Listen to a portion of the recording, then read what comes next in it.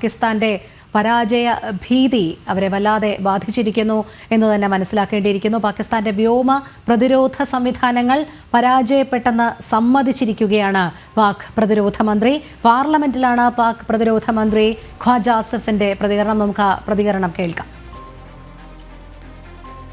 कल का जो ड्रोन हमला हुआ वो ड्रोन हमला बेसिकली हमारी जो लोकेशंस हैं उसको डिटेक्ट करने के लिए जो है किया गया. वो एक टेक्निकल चीज़ है जिसको मैं उस तरह एक्सप्लेन नहीं कर सकता और इसलिए उनको इंटरसेप्ट ना किया गया ताकि हमारी लोकेशंस जो हैं वो लीक ना हो या वो लोकेट ना हो और जब वो एक सेफ लिमिट पे आए तो हमने उनको मार कराया.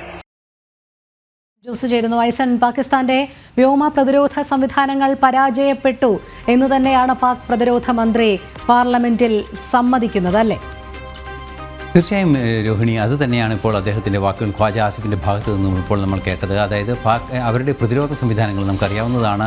ഭാരതം പ്രയോഗിച്ചതുപോലുള്ള എയറോ പ്രതിരോധ സംവിധാനങ്ങൾ, റഡാർ സംവിധാനങ്ങൾ ഉപയോഗിച്ച് ഇത്തരത്തിൽ പറന്നു വരുന്ന അല്ലെങ്കിൽ ഈ വായുവിലൂടെ വരുന്ന യുദ്ധ സംവിധാനങ്ങളെ പ്രതിരോധിക്കുന്ന സംവിധാനം പാകിസ്ഥാനുള്ളത് പൂർണ്ണമായും തകർക്കുന്നതും അത് കൃത്യമായി ഇത്തരത്തിലൊരു ആക്രമണത്തെ മുൻകൂട്ടി കാണാനുള്ളൊരു സംവിധാനം അല്ലെങ്കിൽ ശാസ്ത്രീയമായി വിവരങ്ങൾ അപഗ്രഥിക്കുന്നതിന് ആ സംവിധാനങ്ങൾ കൊണ്ട് സാധിച്ചില്ല. അതിൽ ചില വീഴ്ചകളുണ്ടായി, അതിൽ ചില തകരാറുകൾ ഉണ്ടായതുകൊണ്ടാണ് ഇത്രയും ശക്തമായ ആക്രമണം നടത്താൻ ഭാരതത്തിന് സാധിച്ചത്. ഭാരതം തന്നെ ഈ സംവിധാനങ്ങളെല്ലാം പിന്നീട് തകർക്കുകയും ചെയ്തു എന്ന് വളരെ കൃത്യമായി അദ്ദേഹം പാർലമെൻറ്റിൽ തന്നെ സമ്മതിക്കുകയാണ്.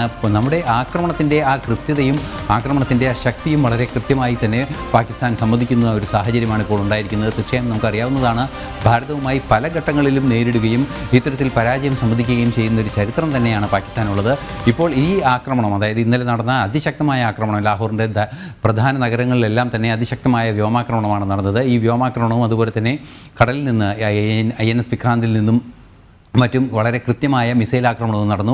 ഇതൊന്നും മുൻകൂട്ടി കാണാൻ അവരുടെ എയർ ഡിഫൻസ് സംവിധാനങ്ങൾക്ക് സാധിച്ചില്ല എന്ന ഒരു വെളിപ്പെടുത്തൽ അല്ലെങ്കിൽ ഒരു ഏറ്റുപറച്ചിൽ തന്നെയാണ് അദ്ദേഹം ഇപ്പോൾ പ്രതിരോധ മന്ത്രി എന്ന നിലയിൽ പാക് പാർലമെൻറ്റിൽ നടത്തിയിരിക്കുന്നത്. തീർച്ചയായും പാകിസ്ഥാൻ്റെ പ്രതിരോധ സംവിധാനം, പാകിസ്ഥാൻ എന്ന രാജ്യത്തിൻ്റെ ആത്യന്തികമായ സുരക്ഷാ സംവിധാനങ്ങളെല്ലാം തന്നെ തകർത്ത് കളയാൻ ഭാരതത്തിനായി എന്ന് അദ്ദേഹം വളരെ വ്യക്തമായി തന്നെ പാർലമെൻറ്റിൽ പറയുകയാണ്. തീർച്ചയായും ഇനിയും ഒരു ആക്രമണത്തിനെ പാകിസ്ഥാൻ മുതിരുകയാണെങ്കിൽ ഇതിനേക്കാൾ വലിയ ആഘാതം അവർക്ക് ഉണ്ടാകുമെന്ന തിരിച്ചറിവിൻ്റെ അടിസ്ഥാനത്തിൽ കൂടിയാണ് ഇത്തരത്തിലൊരു ഏറ്റുപറച്ചിലുണ്ടായിരിക്കുന്നത്. അത് സ്വാഭാവികമായും ഭാരതത്തിൻ്റെ ഭാഗത്തു നിന്ന് കുറേയൊക്കെ കാഠിന്യം കുറഞ്ഞ ഒരു ആക്രമണം ഉണ്ടാകുന്ന ഒരു സാഹചര്യത്തിലേക്ക് നയിക്കുമെന്ന പ്രതീക്ഷ കൂടി അവർക്കുണ്ട് എന്നും ചില നിരീക്ഷകർ ചൂണ്ടിക്കാണിക്കുന്നുണ്ട്. അതോടൊപ്പം ഐസൺ, നമുക്കറിയാം ഇത്തരത്തിൽ വലിയ രീതിയിലുള്ള ആഘാതമാണ് പാകിസ്ഥാന് ഏൽക്കേണ്ടി വന്നത്. അവരുടെ എയർ ഡിഫൻസ് സംവിധാനങ്ങളെ വലിയ രീതിയിൽ നമ്മൾ തച്ചുടച്ചു എന്ന് മാത്രമല്ല, അതുകൊണ്ട് തന്നെ അവർക്കിനി നമ്മുടെ വ്യോമാക്രമണത്തെ, പല രീതിയിലുള്ള ആയുധങ്ങൾ ഉപയോഗിച്ചുള്ള വ്യോമാക്രമണത്തെ ഇൻ്റർസെപ്റ്റ് ചെയ്യാനുള്ള കഴിവ് ഒരു പരിധിക്കപ്പുറം കുറഞ്ഞിരിക്കുന്നു എന്ന് തന്നെ മനസ്സിലാക്കേണ്ടിയിരിക്കുന്നു. അപ്പോൾ ഈ പ്രതിരോധ സംവിധാനങ്ങളൊക്കെ പുനഃസ്ഥാപിക്കുന്നത് പോലും ഇപ്പോൾ പാകിസ്ഥാനെ സംബന്ധിച്ചിടത്തോളം വലിയൊരു ബാധ്യതയാണ്. കാരണം ചെറിയ സംവിധാനങ്ങൾക്ക് പോലും ഏകദേശം 1800 കോടിയോളം രൂപ വിലമതിക്കുന്നുവെന്നാണ് പറയാൻ കഴിയുന്നത്. അങ്ങനെയുള്ള ഈ സംവിധാനങ്ങളൊക്കെ പുനഃസ്ഥാപിച്ച് വീണ്ടും ഇതൊരു സജീവ പ്രവൃത്തിയിലേക്ക് എത്താൻ ഇനിയും പാകിസ്ഥാനെ സംബന്ധിച്ചിടത്തോളം കടമ്പകളേറെയാണ്. അതുകൊണ്ട് തന്നെ ഭാരതത്തിൻ്റെ ഈ തിരിച്ചടി കൃത്യമായി പാകിസ്ഥാന് കൊള്ളേണ്ടിടത്ത് തന്നെ കൊണ്ടു. അവർ വല്ലാത്ത പരാജയ ഭീതിയിലാണ് എന്ന് തന്നെയല്ലേ മനസ്സിലാക്കേണ്ടത്?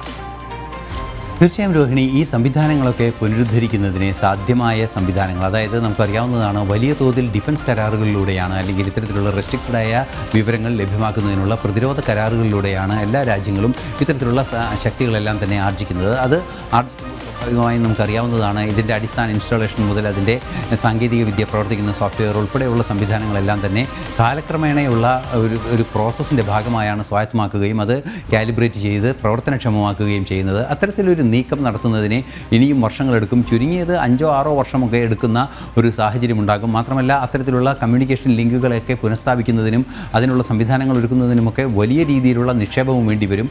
അത്തരത്തിലൊരു നിക്ഷേപവും അതുപോലെ തന്നെ സാമ്പത്തികമായ വലിയൊരു ചെലവും അതുപോലെ തന്നെ ഈ സാങ്കേതിക വിദ്യ ലഭ്യമാക്കുന്നതിനുള്ള കാലതാമസവും എല്ലാം തന്നെ പരിശോധിക്കുമ്പോൾ അതിൻ്റെ റീഇൻസ്റ്റാളേഷൻ നമുക്കിപ്പോൾ കാണാൻ സാധിക്കുന്നത് ഇത്തരത്തിൽ തകർന്നു കിടക്കുന്ന സംവിധാനങ്ങളാണ്. ഇത്തരത്തിൽ തകർന്നു കിടക്കുന്ന സംവിധാനങ്ങൾ പല തരത്തിലുണ്ട്. എയർ ഡിഫൻസ് സംവിധാനങ്ങൾ എന്ന് പറയുന്നത് പല തരത്തിലുണ്ട്. ഒരു സ്ഥലത്ത് നിന്ന് മറ്റൊരു സ്ഥലത്തേക്ക് കൊണ്ടുപോയി സ്ഥാപിക്കാവുന്ന മൊബൈൽ സംവിധാനങ്ങൾ പോലുള്ളതും അതുപോലെ സ്ഥിരമായ സംവിധാനങ്ങളുള്ളതുമുണ്ട്. അത്തരത്തിലുള്ള സ്ഥിരമായ സംവിധാനങ്ങളും അതുപോലെ ഇത്തരത്തിൽ താൽക്കാലികമായി പോർട്ടബിളായ സംവിധാനങ്ങളിലെല്ലാം തന്നെ വലിയൊരു ക്ഷതം വരുത്താൻ സാധിച്ചു ഭാരതത്തിന് എന്നത് അവർക്കത് പുനർനിർമ്മിക്കാനുള്ള സാധ്യത ഇനിയും എളുപ്പമല്ല എന്നൊരു യാഥാർത്ഥ്യം യാഥാർത്ഥ്യത്തിലേക്ക് തന്നെയാണ് വിരൽ ചൂണ്ടുന്നത്. അതൊരു പരിധിവരെ ഭാരതത്തെ സംബന്ധിച്ചിടത്തോളം ഗുണകരവുമാണ്. തിരിച്ചൊരാക്രമണം ഉണ്ടാകുമെന്ന ഭയത്തിൽ ഇനിയും ഭീകരരെ കടത്തിവിടാനുള്ള ധൈര്യം പാകിസ്ഥാന് കുറയാനുള്ള സാധ്യത തീർച്ചയായും ഉണ്ട് എന്ന ഒരു അനുകൂല വശം കൂടി ഭാരതത്തെ സംബന്ധിച്ചിടത്തോളം ഇക്കാര്യത്തിനുണ്ട്.